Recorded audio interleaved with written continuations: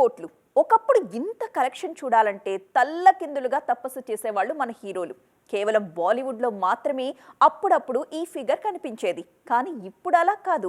చెప్పులేసుకున్నంత ఈజీగా 500 కోట్లు వసూలు చేసేస్తున్నారు. మరి దక్షిణాదిన ఎవరి ఖాతాలో ఎన్ని 500 crores మూవీస్ ఉన్నాయో చూద్దామా? మార్కెట్ పెరిగినప్పుడు కలెక్షన్లు కూడా భారీగానే పెరుగుతుంటాయి. బాహుబలి నుంచి తెలుగు సినిమాల జాతకం మారిపోయింది. తాజాగా కల్కి దాన్ని పీక్స్ కు తీసుకువెళ్ళింది. అందరి ఊహలకు మించి వసూలు చేస్తోంది కల్కి. కేవలం 4 రోజుల్లోనే 500 కోట్ల గ్రాస్ వసూలు చేసింది ఈ సినిమా. ప్రభాస్ కెరియర్లో 4వ 500 కోట్ల సినిమా ఇది. ముందు సినిమా సలార్ కూడా 500 కోట్లు వసూలు చేసింది. మిగిలిన హీరోలు 500 కోట్లు వసూలు చేయడానికి నానా తంటాలు పడుతుంటే ప్రభాస్ మాత్రం ప్రతి సినిమాతోనూ దాన్ని కొల్లగొడుతున్నారు. కల్కి దూకుడు చూస్తుంటే 800 కోట్లు వసూలు చేయడం ఖాయంగా కనిపిస్తోంది.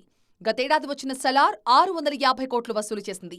దానికి ముందు బాహుబలి 2 1800 కోట్లు వసూలు చేయగా బాహుబలి 600 కోట్లకు పైగా కలెక్ట్ చేసింది. సౌత్ ఇండియాలో ప్రభాస్ ఒక్కడే 4 సార్లు 500 కోట్లు దాటారు.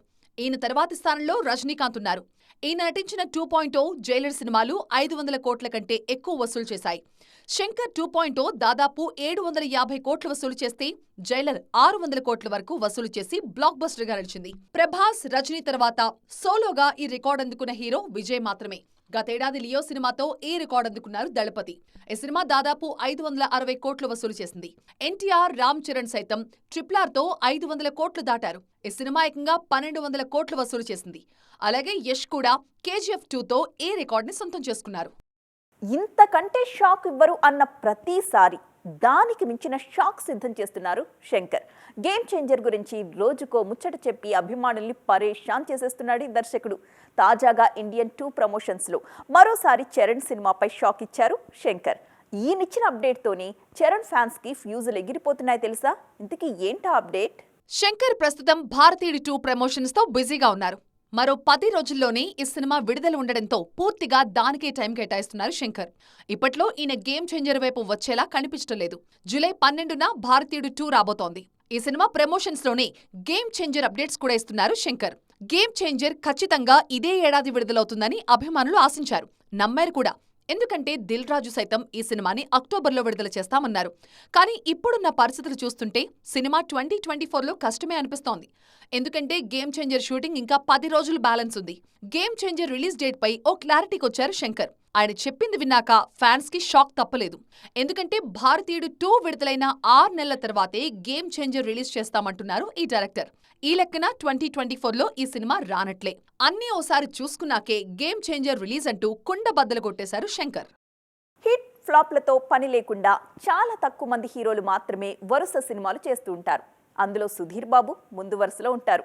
మొన్నటికి మొన్న హరోం హరతో వచ్చిన ఈయన తాజాగా ఒక సెన్సేషనల్ పాన్ ఇండియన్ సినిమా కోసం సిద్ధమవుతున్నారు. ఈ ప్రాజెక్ట్కి చాలా ప్రత్యేకతలున్నాయి తెలుసా? మరి అవేంటి? ఇంతకీ సుధీర్ బాబు నెక్స్ట్ ఏం చేయబోతున్నారో ఈ స్టోరీలో చూద్దాం. ఫలితంతో సంబంధం లేకుండా డిఫరెంట్ సబ్జెక్ట్స్ ఎంచుకునే హీరోలలో సుధీర్ బాబు కూడా ఒకరు. గతేడాది హంట్, మామా మశ్చింద్ర అనే ప్రయోగాత్మక సినిమాలు చేశారు. మొన్న మధ్య హరోం హర అంటూ వచ్చారు. వీటి రిజల్ట్స్ ఎలా ఉన్నా నటుడిగా మాత్రం సుధీర్ బాబుకి మంచి పేరొచ్చింది. తాజాగా ఓ సూపర్ న్యాచురల్ థ్రిల్లర్ కి రెడీ అవుతున్నారు సుధీర్. కెరియర్ లోనే బిగ్గెస్ట్ బడ్జెట్ తో పాన్ ఇండియా సినిమాకు సిద్ధమవుతున్నారు Sudheer Babu. Super natural thriller గా రాబోతున్న ఈ సినిమాకి వెంకట్ కళ్యాణ్ డైరెక్టర్. ఈ సినిమాకి మరో ప్రత్యేకత కూడా ఉంది. రుస్తుం, టాయిలెట్ టేక్ ప్రేమ్ కథ, ప్యాడ్, పరి లాంటి నేషనల్ అవార్డు విన్నింగ్ సినిమాలు నిర్మించిన ప్రేరణ అరోరా ఒక లీడింగ్ స్టూడియోతో కలిసి సుధీర్ బాబు సినిమాని నిర్మించబోతున్నారు. సుధీర్ బాబుకి బాలీవుడ్ లో గుర్తింపు ఉంది. ఆ మధ్య టైగర్ ష్రాఫ్ హీరోగా నటించిన భాగీలో విలన్ గా నటించారు సుధీర్. వర్షం సినిమాకు రీమేక్ గా వచ్చిన భాగీలో గోపీచంద్ పాత్రలో నటించారు సుధీర్. ఆ తర్వాత చాలా ఆఫర్స్ వచ్చినా అటువైపు వెళ్లలేదు. ఇన్నాళ్లకు మళ్లీ తెలుగుతో పాటు హిందీ పైన ఫోకస్ చేశారు. మొత్తానికి చూడాలి సుధీర్ బాబు కెరియర్ కు ఈ సినిమా ఎంతవరకు బ్రేక్ ఇవ్వబోతోందో.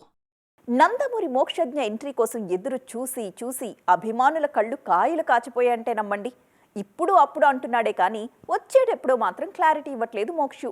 ఇన్నాళ్ల ఎదురుచూపులకి తెరదించేస్తూ వస్తున్నా అంటూ ఒక తీపి కబురు చెప్పేశారు నందమూరి వారసుడు. మరి ఆయన్ని ఎవరు తీసుకొస్తున్నారు? ఏ దర్శకుడికి మోక్షు బాధ్యతలు అప్పగించబోతున్నారు? బాలయ్య, చూసేద్దాం. వస్తున్నా. నందమూరి అభిమానులు ఇప్పుడు ఈ పదాన్ని చూసి తెగ మురిసిపోతున్నారు. అంతగా ఏముంది ఈ వస్తున్నా అనే పదంలో అనుకోవచ్చు. కానీ వాళ్ల ఎదురుచూపులకి సమాధానమే ఈ పదం. కొన్నేళ్లుగా మోక్షజ్ఞ ఎంట్రీ కోసం చూస్తున్నారు ఫ్యాన్స్. ఇన్నాళ్లకు వారసుడి మేకోవర్ చూసి పండగ చేసుకుంటున్నారు.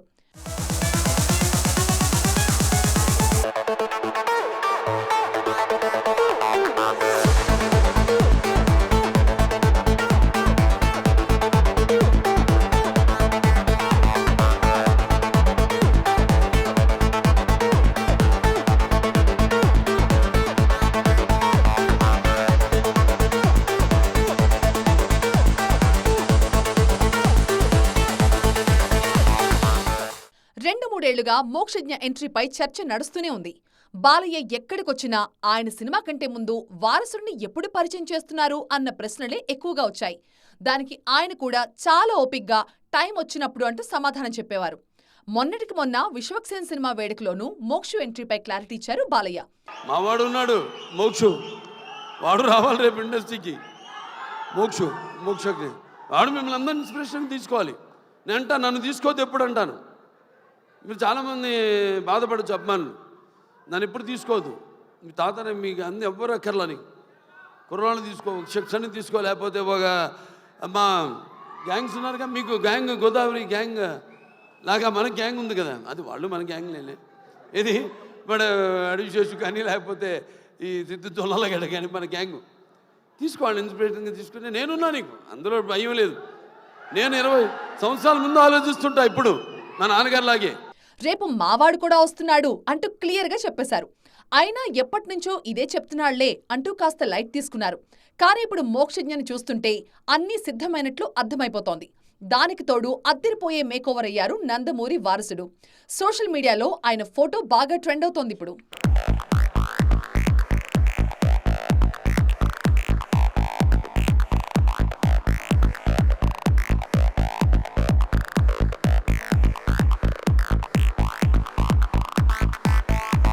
అంతా బాగానే ఉంది, కానీ వారసుని పరిచయం చేసే బాధ్యత బాలయ్య ఎవరికి ఇవ్వబోతున్నారు అనేది ఆసక్తికరంగా మారింది. దానికి ప్రశాంత్ వర్మ పేరు బలంగా వినిపిస్తోంది.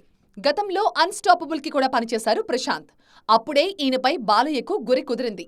మరి నిజంగానే ప్రశాంత్ వర్మ మోక్షు కాంబో సెట్ అవుతుందేమో చూడాలి. ఎక్కడ ఆపారో అక్కడే మొదలుపెట్టారు పూరి జగన్నాథ్, రామ్ పోతినేని. ఇస్మార్ట్ శంకర్ తరువాత ఈ ఇద్దరికి టైం అస్సలు బాగాలేదు. అప్పుడొచ్చిన హిట్ మళ్ళీ ఇప్పటి వరకు రానని మొండికేసింది. అందుకే డబుల్ స్మార్ట్తో డబుల్ స్పీడ్లో దాన్ని ఒడిసి పట్టుకోవాలనుకుంటున్నారు ఈ జోడీ. దానికోసమే చేయాల్సిన మాస్ ప్రయత్నాలన్నీ కూడా చేసేస్తున్నారు. చూస్తున్నారుగా, ఈ స్మార్ట్ శంకర్ లో ఎక్కడైతే ఆపేశారో అక్కడి నుంచే సెకండ్ ఇన్నింగ్స్ షురూ చేశారు రామ్. 5 ఏళ్ల క్రితం పూరితో కలిసి ఆయన చేసిన రచ్చ అంత ఈజీగా మర్చిపోలేం. మాస్ సెంటర్స్ లో ఈ స్మార్ట్ శంకర్ దూకుడు మామూలుగా చూపించలేదప్పుడు. ఏకంగా 40 కోట్లకు పైగా వసూలు చేసింది ఈ స్మార్ట్ శంకర్. దీనికిప్పుడు సీక్వెల్ రెడీ అవుతోంది. ఈ స్మార్ట్ శంకర్ విజయంలో మణిశర్మ మ్యూజిక్ చాలా కీలకం. ఎక్కడ చూసినా ఆయన పాటలే వినిపించేవి.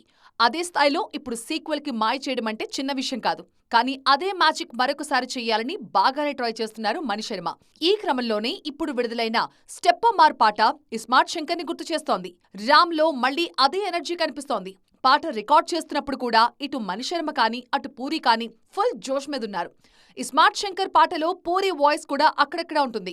ఇప్పుడు డబుల్ స్మార్ట్ పాటలో ఇదే రిపీట్ చేశారు ఈ డాషింగ్ డైరెక్టర్. ఆగస్టు 15న డబుల్ స్మార్ట్ విడుదల కాబోతోంది.